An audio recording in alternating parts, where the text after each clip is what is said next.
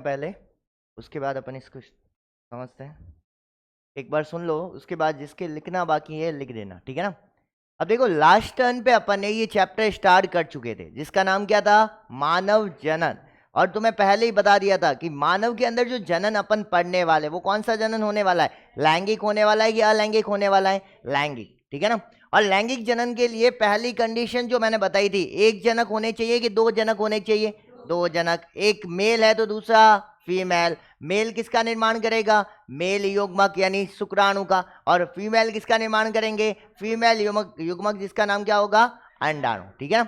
ये सारी चीजें तुम्हें पता थी। उसके बाद अपन ने इस चैप्टर की समरी को भी पढ़ लिया था, और समरी को कंप्लीट करने के बाद अपन ने नर जनन तंत्र को स्टार्ट कर दिया था, ठीक है ना। ध्यान से सुनते चलना।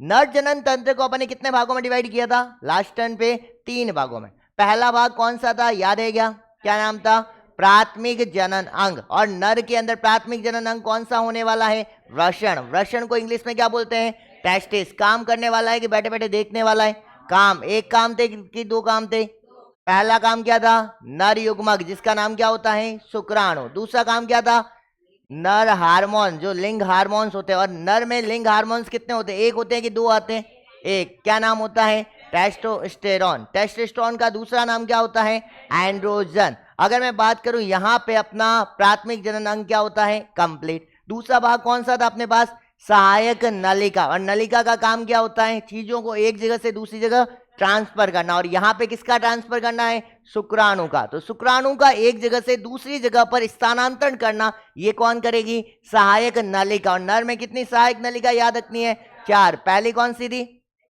रेटेटेस्टिस। दूसरी कौन सी थी, वास एफ्रेंशिया। तीसरी कौन सी थी, एपिडिडाइमिस। चौथी कौन सी थी, वास डिफरेंस। समझ में आई बात मेरी क्या। और तीसरा भाग कौन सा होने वाला था, सहायक ग्रंथिया। और ग्रंथिया किसका निर्माण करेगी, यहां पर वीर्य का, सीमन का। समझ में आ रही है बात मेरी क्या। और सीमन का निर्माण करने के लिए कितनी ग्रंथियां थी, 3। पहली ग्रंथि का नाम क्या था, शुक्राशय। दूसरी ग्रंथि का नाम क्या था, प्रोस्टेट ग्लैंड। और तीसरी ग्रंथि का नाम क्या था, काउपर ग्लैंड। काउपर ग्लैंड का एक और नाम था, क्या नाम था, बर्बोयूरेथर ग्रंथि। समझ में आई बात मेरी क्या। इसके बाद अपने वृषण को स्टार्ट किया था। मैंने तुम्हें बताया था कि नर में प्राथमिक जनन अंग क्या है, वृषण। एक होता है कि एक जोड़ी होता है, अंश मेखला में होता है कि श्रोणी मेखला में होता है, श्रोणी मेखला में होता है। अगर मैं बात करूं यहाँ पे जन्म से पहले जो वृषण होने वाला है, कहां पर होने वाला है, उदर गुहा में। फिर कहां चला जाएगा, वृषण कोश में घूमने जाएगा कि काम करने जाएगा, काम करने। क्या काम करने जाएंगे, शुक्राणु का निर्माण। और वहीं पे क्यों करते हैं शुक्राणु का निर्माण, क्योंकि वहां का टेम्परेचर क्या होता है, ज्यादा होता है कि कम होता है, कम होता है। किससे, तुमसे कि मुझसे, बॉडी के टेम्परेचर से। कितना कम होता है, 2 से 2.5 डिग्री सेल्सियस। समझ में आ रही है। यहाँ का कम है तो कम क्यों है, रीजन भी तुम्हें पता होना चाहिए। क्या रीजन था, सर्टोरी कोशिका का पाया जाना। समझ में आ रही है बात मेरी क्या। अब यहां से उदर गुहा से वृषण कोश में आना है, ठीक है ना। किसको, वृषण को। उड़ के आएंगे कि हेलीकॉप्टर मंगवा दे, किसके द्वारा, कैनाल। और कैनाल का नाम क्या होगा, एक वाइनल कैनाल। समझ में आई बात मेरी क्या। इसके बाद मैंने तुम्हें बताया था कि प्रत्येक वृषण के अंदर,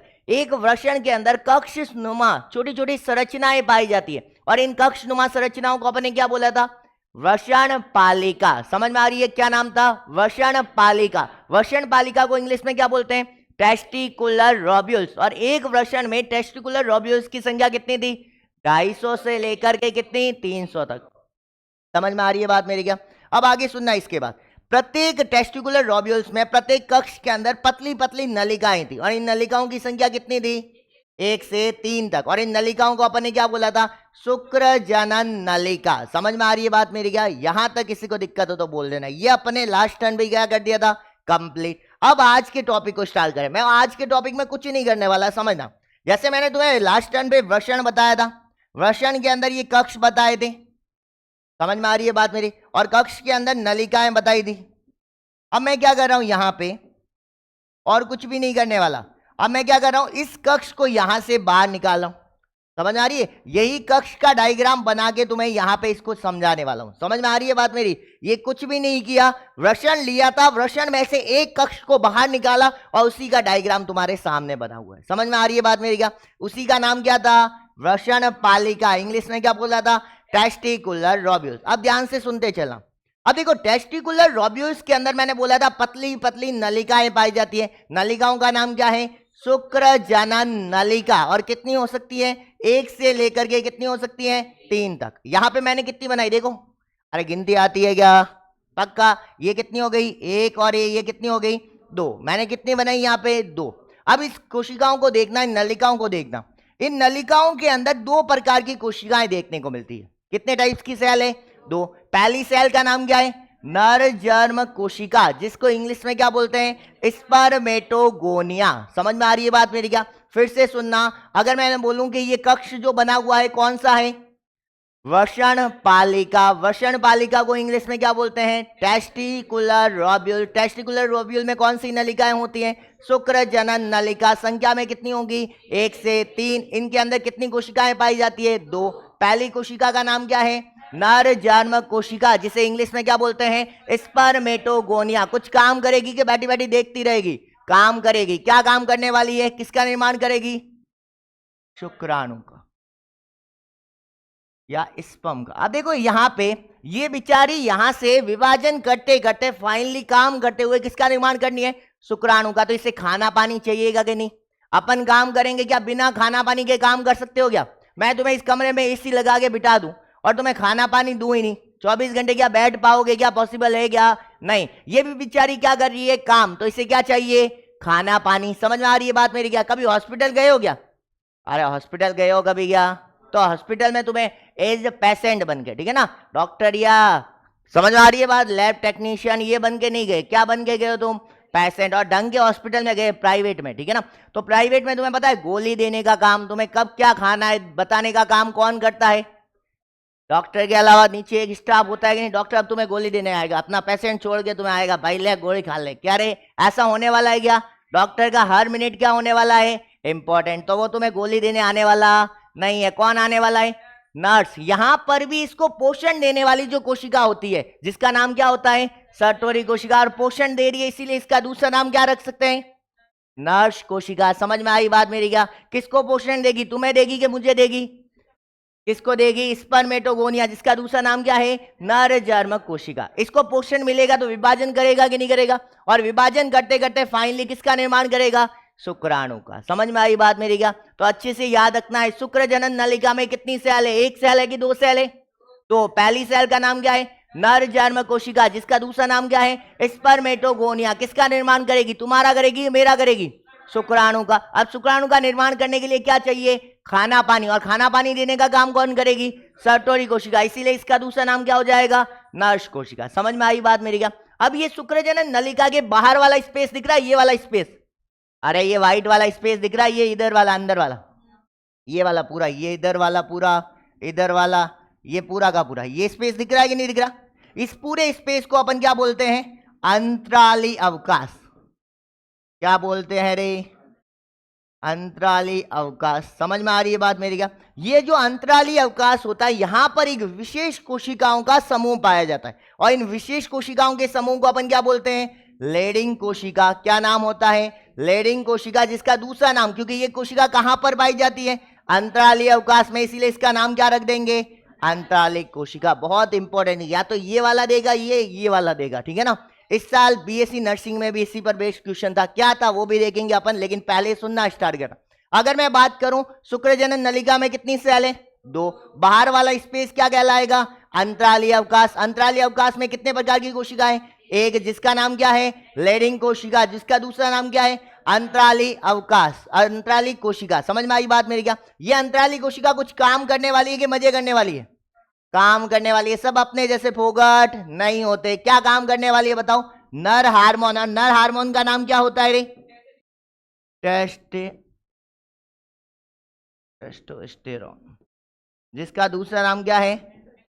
एंड्रोजन। हिंदी में एक और नाम लिखा हुआ है, एनसीईआरटी पढ़ के देखोगे तो। किसको पता है क्या? एनसीईआरटी पढ़ी थी क्या? किसी को पता है क्या? पुंजन हार्मोन, ठीक है ना। इस बार यही क्वेश्चन था कि एंड्रोजन, टेस्टोस्टेरोन रट के गए, मान लो एंड्रोजन रट के नहीं गए तुम, ठीक है ना, क्वेश्चन तुम्हें आ रहा है, ठीक है ना, लेकिन फिर भी उसने टेस्टोस्टेरोन रट के गए और एंड्रोजन नहीं गए, और क्वेश्चन दे दिया एंड्रोजन का निर्माण निम्न में से कौन सी कोशिका से होता है? क्वेश्चन कर पाओगे क्या? अगर टेस्टोस्टेरोन याद है, एंड्रोजन याद नहीं है तो क्या कर पाओगे? क्या पॉसिबल नहीं है। तो यही क्वेश्चन था कि एंड्रोजन का निर्माण कौन सी कोशिका के द्वारा किया जाता है? कौन सी कोशिका? लेडिंग कोशिका। दोनों ऑप्शन थे, लेडिंग कोशिका और अंतराली कोशिका। क्या करके आओगे? मन पड़े जो करके आओ, क्योंकि आंसर उसको दोनों ही करने पड़ेंगे, ठीक है ना। पहले एक दिया था, फिर बाद में उसको दोनों आंसर करने पड़े, क्योंकि दोनों ही नाम है, एक नाम है ही नहीं, ठीक है ना। तो लेडिंग कोशिका भी इसी का नाम है और अंतराली कोशिका भी इसी का नाम है। समझ में आ रही है बात मेरी? क्या दोनों नाम करेक्ट है, ऐसा नहीं कि एक को प्रिफरेंस दो दूसरे को नहीं दो, दोनों इक्वली सही है। समझ में आ रही है बात मेरी? क्या अरे किसी को दिक्कत है क्या? यहाँ पर ये टेस्टिकुलर लोब्यूल्स होता है, किसी को दिक्कत हो तो पहले पूछ लेना। अरे दिक्कत है किसी को यहाँ पे? पूरे को समझ लो फिर से। अगर मैंने बोला कि टेस्टिकुलर लोब्यूल्स क्या होती है? कक्ष नुमा संरचना होती है। किसमें पाई जाती है? वृषण में। एक वृषण में कितनी होती है? 250 से 300। मानव में कितनी होती है? 500 से 600। एक वृषण पालिका के अंदर कितनी पतली पतली नलिकाएं होती हैं? 1 से 3, जिनका नाम क्या होता है? शुक्र जनन नलिका। शुक्र जनन नलिका में कितनी सेल होती हैं? 2। पहली सेल कौन सी? नर जर्म कोशिका, जिसका दूसरा नाम क्या है? स्पर्मेटोगोनिया। किसका निर्माण करेगी? शुक्राणु का। और शुक्राणुओं को खाना देने का काम कौन सी कोशिका करने वाली है? सर्टोरी कोशिका, जिसका दूसरा नाम क्या है? नर्स कोशिका। ये तो दो कहाँ होती हैं? शुक्र जनन नलिका के अंदर की तरफ। बाहर की तरफ कितनी कोशिकाओं का समूह याद रखना है? एक, जिसका नाम क्या है? लेडिंग कोशिका। लेडिंग कोशिका का दूसरा नाम क्या है? अंतराली कोशिका। किसका निर्माण करेगी? नर हार्मोन, जिसका नाम क्या होता है? टेस्टोस्टेरोन, जिसका दूसरा नाम क्या होता है? एंड्रोजन। हिंदी का नाम याद रखना चाहो तो भी क्या होता है? पुंजन हार्मोन। किसी को दिक्कत हो पहले पूछ लेना, पक्का? चले आगे। चलो ये अपना यहाँ पे कंप्लीट होता है, ठीक है ना। अगर तुम इसकी नंबर्स लिखना चाहो तो अपन लिख देंगे अभी, पहले एक बार अगले टॉपिक को भी स्टार्ट कर देते हैं। कंप्लीट मेल रिप्रोडक्टिव सिस्टम की बात कर लेते हैं। और तुमने पहले पढ़ा हुआ है, जो नाम मैंने पहले याद करवाए थे वो याद है, तो मेल रिप्रोडक्टिव सिस्टम अपना ऑलरेडी खत्म है, ठीक है ना, कुछ भी नहीं बचता अभी। तो चलो एक बार देख लो, उसके बाद बना देना, पहले सुन लो एक बार अच्छे से। अब देखो यहाँ पर अगर मैं बात करूं मेल के रिप्रोडक्टिव सिस्टम की, ठीक है ना, जिसको अपन ने बहुत सारे पार्ट्स में डिवाइड किया, जिसमें नर जनन तंत्र में भी प्राथमिक जनन अंग में भी डिवाइड किया, सहायक नलिकाओं में भी किया और सहायक ग्रंथियों में भी किया। लेकिन इन सब का समावेश कैसे होने वाला, कैसे ये बॉडी के अंदर व्यवस्थित होते हैं और कैसे किस तरीके का फंक्शन करते हैं, उसी को अपन समझने वाले हैं। अगर मैं बात करूं यहाँ पे बनाने को मैंने एक पोर्शन ही बनाया, ये इतना नहीं होता, ऐसा का ऐसा एक पोर्शन इधर की तरफ भी होता है। समझ आ रही है बात मेरी? क्या जैसा मैंने इस तरीके से इधर बनाया वैसा का वैसा पूरा प्रोसेस इधर भी होगा। समझ में आई बात मेरी? क्या तो अगर मैं बात करूं ये वाला वृषण है, समझ में आई बात मेरी? क्या क्योंकि अपन को पता है वृषण एक होता है कि एक जोड़ी होता है?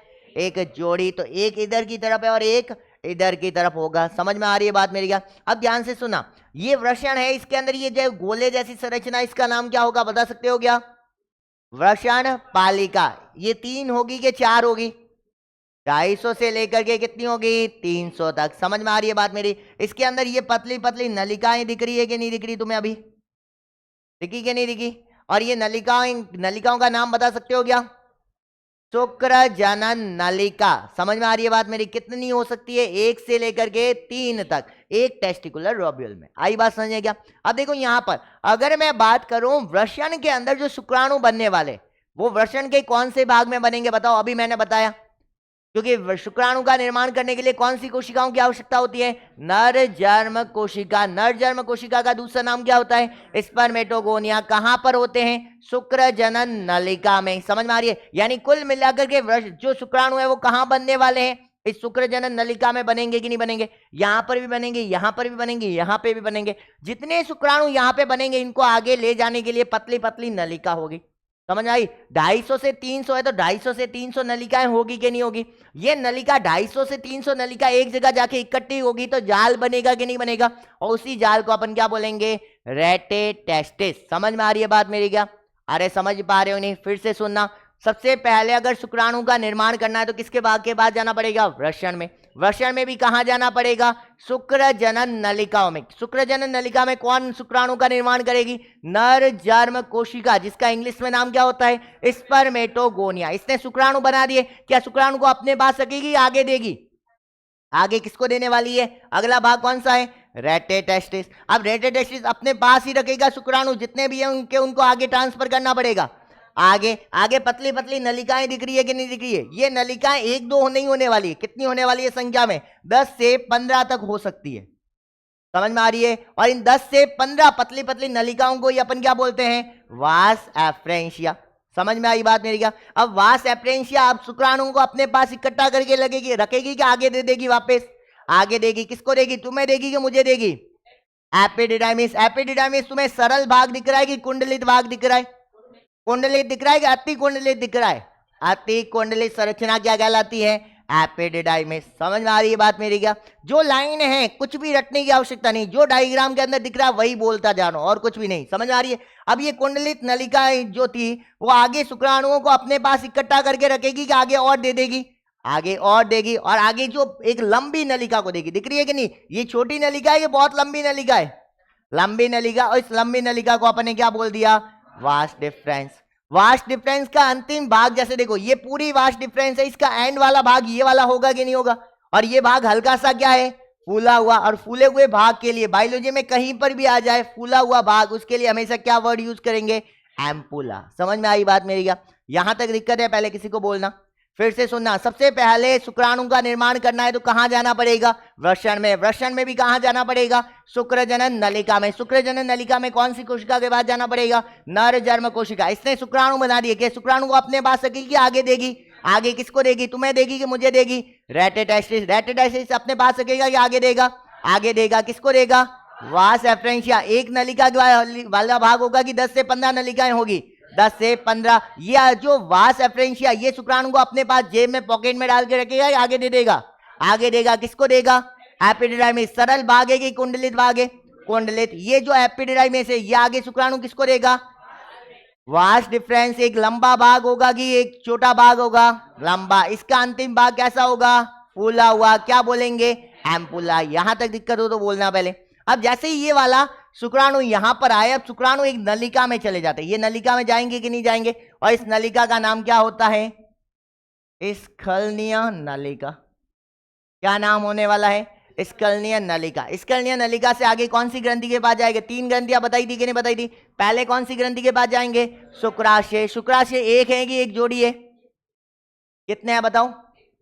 एक अपनी आंखों से देखना है और एक अपने मन से देखना है। समझ में आ रही है बात मेरी क्या? ये वाला दिख रहा है कि नहीं दिख रहा? एक इधर का इधर, एक और होगा कि नहीं होगा? इसीलिए कितना याद रखना है, संख्या पर बेस्ड क्वेश्चन पूछा जाता है। शुक्राशय कितना होगा? एक होता है कि एक जोड़ी होता है? एक जोड़ी होता है। सीमन का यानी वीर्य जो बनाया था अपने, वीर्य में कितनी चीजें बताई थी मैंने तुम्हें? 2 चीजें। एक तो इन ग्रंथियों से बनने वाला तरल, और दूसरा क्या होने वाला है? शुक्राणु। और ग्रंथियों से बनने वाला जो तरल है उसका कितने प्रतिशत भाग बनाएगा? ये 60%। कितनी चीजें होने वाली है इसमें? 3। पहला क्या होगा? फ्रक्टोज। दूसरा क्या होगा? कैल्शियम। तीसरा क्या होगा? कुछ एंजाइम। समझ में आई बात मेरी? फ्रक्टोज क्या है? कार्बोहाइड्रेट है, वसा है कि प्रोटीन है? फ्रक्टोज नाम सुना हुआ है कि नहीं सुना हुआ? सुना हुआ लग रहा है कि नहीं लग रहा? किस में आती है? एक कार्बोहाइड्रेट है। और कार्बोहाइड्रेट क्या काम करती है तुम्हें पता होगा? अगर अपनी बॉडी को हाथों हाथ एनर्जी चाहिए तो कौन दे सकती है? कार्बोहाइड्रेट। अगर अपनी स्किन और मसल का फॉर्मेशन करना है तो कौन करवाएगा? प्रोटीन। समझ में आ रही है बात मेरी? इसीलिए तो जिम जाते हैं उनको प्रोटीन कंटेंट खिलाया जाता है। समझ में आ रही है बात मेरी? और तुम्हें अगर लंबे समय तक ऊर्जा का संग्रहण करना है तो कौन करवा सकती है? वसा। समझ में आ रही है बात मेरी? अब देखो फ्रक्टोज है तो तुम्हें पता है एनर्जी देने के लिए किसको एनर्जी देगा? शुक्राणु को। क्यों? यहां गति कौन करेंगे? शुक्राणु। और शुक्राणु को गति करने देने के लिए कौन होने वाला है? फ्रक्टोज। इसीलिए क्या इसे शुक्राणु ईंधन कह सकता हूं कि नहीं कह सकता? तो याद रखना शुक्राणु ईंधन किसको बोला जाता है? फ्रक्टोज को, जो कहां से रिलीज होने वाला है? शुक्राशय से। तो शुक्राशय के लिए 3 पॉइंट याद रखना है। संख्या में एक होगा कि एक जोड़ी होगा? टोटल सीमन का कितने प्रतिशत भाग बनाएगा?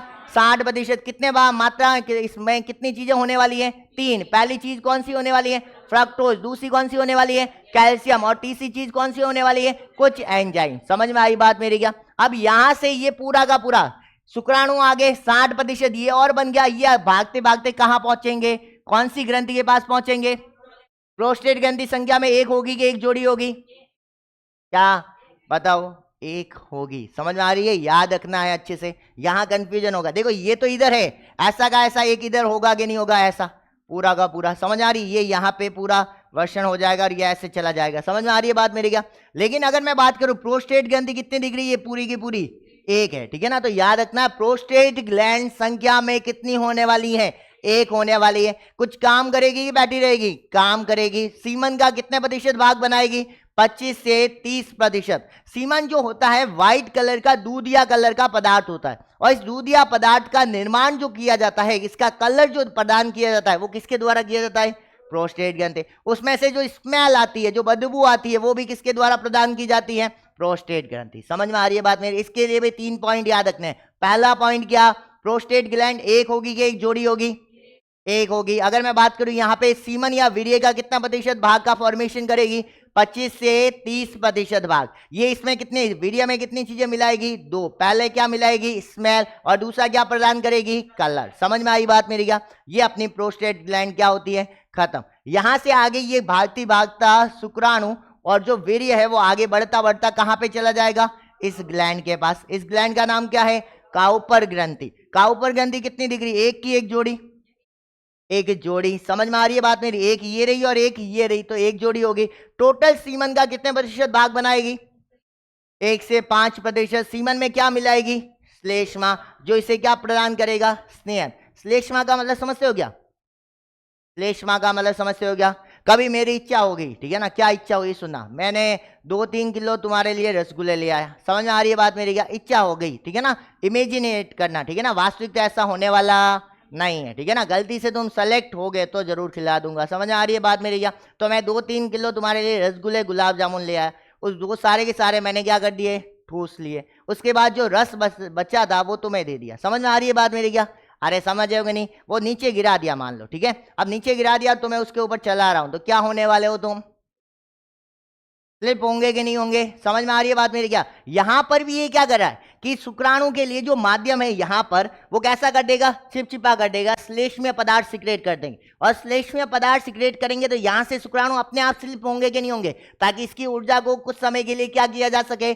सुरक्षित किया जा सके, खर्च होने नहीं दिया जा सके। समझ में आ रही है? और यहीं से होते हुए ये बाहर कहां निकल जाएंगे? नर के पेनिस वाले भाग से कहां निकल जाएंगे? बॉडी से बाहर निकल जाएंगे। समझ में आ रही है बात मेरी क्या? अभी इसके पद को अच्छे से याद रखना। अब देखो, नर के अंदर मूत्राशय भी यहीं पर है, तो मूत्र का त्याग और वीर्य यानी रिप्रोडक्टिव पोषण का त्याग एक सेम भाग से होगा कि अलग अलग होगा? यानी नर के अंदर मूत्र त्याग के लिए और जनन पथ के लिए दोनों पथ एक ही होते हैं, अलग अलग होते हैं? एक ही कॉमन पथ होता है। समझ में आई बात मेरी क्या? यानी जिस भाग से मूत्र का त्याग किया जाता है उसी भाग से वीर्य या शुक्राणुओं का भी त्याग किया जाता है। समझ में आई बात मेरी क्या? यहां तक किसी को दिक्कत हो तो पहले पूछ लेना। यहां तक किसी को दिक्कत हो पहले पूछ लेना। एक बार पूरे को रिपीट करेंगे एक साथ। है दिक्कत पहले किसी को?